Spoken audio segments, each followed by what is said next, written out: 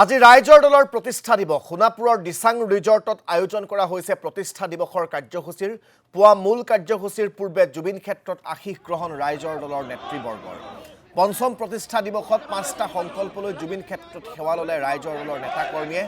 ৫ বছৰৰ ভিতৰত ২৪ ঘণ্টাই পানী যোগানৰ সংকল্প অখিল গগৈ খিলঞ্জীয়া লোকক মাটিৰ পট্টা প্ৰদানৰ সংকল্প গ্ৰহণ ৰাইজৰ দলৰ প্ৰতিখন গাঁও আৰু অঞ্চলত ক্ষুদ্ৰ উদ্যোগ গঢ়ি তোলাৰ সংকল্প অসমক শ্ৰেষ্ঠ পৰ্যটন ৰাজ্য হিচাপে গঢ়ি তোলাৰ সংকল্প অখিল গগৈৰ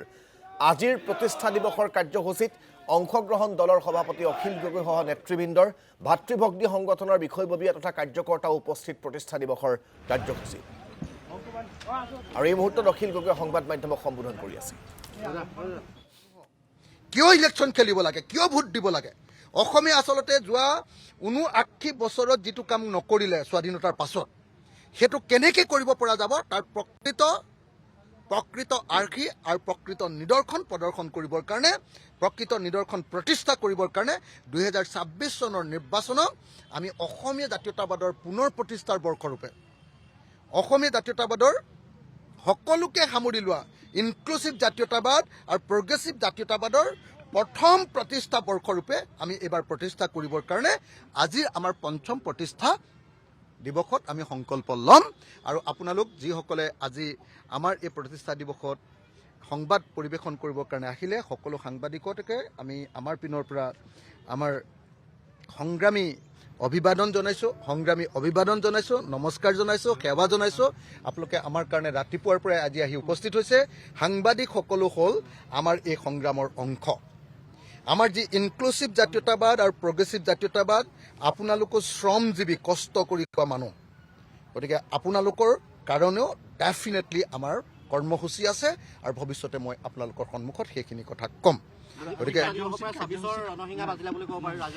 আজি আসলতে ২০২৬ৰ নিৰ্বাচনৰ মূল ষ্ট্ৰেটেজিটো আজি নিৰ্ধাৰণ হ'ব ৰাইজৰ দলৰ নিৰ্বাচনৰ মূল ৰণনীতি আমি কেইখনত খেলিম কেনেকৈ খেলিম বিজেপিক কেনেকৈ হৰুৱাম NDA কেনেকৈ হৰুৱাম তাৰ যিটো মূল ষ্ট্ৰেটেজি আজিৰ দিনটোত আজি আমি ফাইনেল কৰিম আৰু সেইকাৰণে এখন আমাৰ গোপন মিটিং এখনত অকল দলৰ সদস্যবিলাক থাকিব আৰু দলৰ নেতৃবৰ্গ থাকিব তাৰ বাহিৰে বেলেগ কোনো মানুহ ইয়াত নাথাকে আমি গোটেই দিন ৰাত আজি কথা পাতিম আৰু ২০২৬ত বিজেপিক পৰাভূত কৰিবৰ কাৰণে আজি ৰণনীতি আৰু ৰণকৌশল ষ্ট্ৰেটেজি আৰু টেকটিক্স আদি তৈয়াৰ কৰিম আজি ফাইনেল সিদ্ধান্ত লওঁ যে আমি কেইখনত খেলিম আৰু কেইখনৰ পাছত আৰু কোনো পধ্যে কম্প্ৰমাইজ নকৰোঁ এই সিদ্ধান্তটো আজি আমাৰ ফাইনেল সিদ্ধান্ত হ'ব আৰু এটা প্ৰশ্ন আৰু এটা সুধি দিছোঁ যে আপুনি কালি দিলীপ শইকীয়াক কৈছিল যে কামাখ্যা মন্দিৰত গৈ তেওঁ শপত ল'ব লাগে কিন্তু চিহ্নভাৱে আপুনিয়ে কৈছিলে কামাখ্যালৈ অসমীয়া মানুহ যাব নালাগে নামঘৰলৈ যাব লাগে এতিয়া শপত লোৱা জেগাটো চেঞ্জ কৰিব নেকি আপুনি মই আচলতে কালি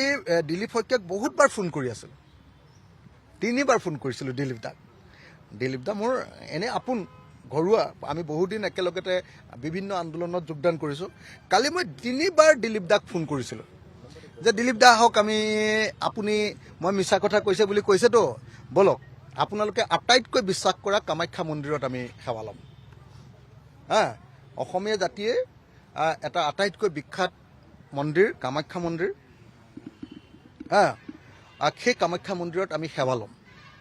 আৰু সেৱা লৈ আপুনিও আপোনাৰ কথাটো ক'ব ময়ো মোৰ কথাটো ক'ম আৰু এটা বস্তু আপোনালোকক মই কৈ থওঁ মোৰ আজিৰ দিনটোত তৰ্ক বিতৰ্ক কৰিবলৈ মন নাই মই কামাখ্যা মন্দিৰলৈ যাব নালাগে বুলি পৃথিৱীত কোনোদিনে কোৱা নাই মই কৈছোঁ যে আমাৰ শংকৰদেৱে যে বেলেগ একো কৰিব নালাগে ভগৱানক পাবৰ কাৰণে একবাৰ ভগৱানৰ নাম লৈ দিলে হ'ল এই বাক্যটো কৈছোঁ তো সেই বাক্যটো কোৱাৰ কাৰণে কোনোবাই আকৌ মোক এনে ফচাবৰ কাৰণে কিছুমান কথা কয় মই হ'লো অসমীয়া মানুহৰ আটাইতকৈ সংগ্ৰামী আপোচবিহীন আৰু অসমীয়া মানুহৰ কলিজাত থকা মানুহ গতিকে মোক বেলেগকৈ প্ৰতিষ্ঠা কৰিবৰ কাৰণে কোনো চেষ্টা কৰি লাভ নাই জনতাই গ্ৰহণ নকৰে বহুত নামো দি চালে কোনেও গ্ৰহণ নকৰে মই আছোঁ আৰু ভৱিষ্যতেও থাকিম এই প্ৰচেষ্টা নকৰিবৰ কাৰণে মই প্ৰতিষ্ঠা দিৱসত বিনম্ৰভাৱে সেইসকল সংবাদ মাধ্যমক মই অনুৰোধ কৰিছোঁ যিসকলে সদায় চৰকাৰৰ পক্ষত কাম কৰে থেংক ইউ এয়া অখিল গগৈৰ মন্তব্য আমি আপোনালোকক শুনোৱালোঁ ৰাইজৰ দলৰ পঞ্চম প্ৰতিষ্ঠা দিৱসৰ দিনটোত আজি অখিল গগৈ এইদৰে মন্তব্য কৰিছে। আপোনালোকে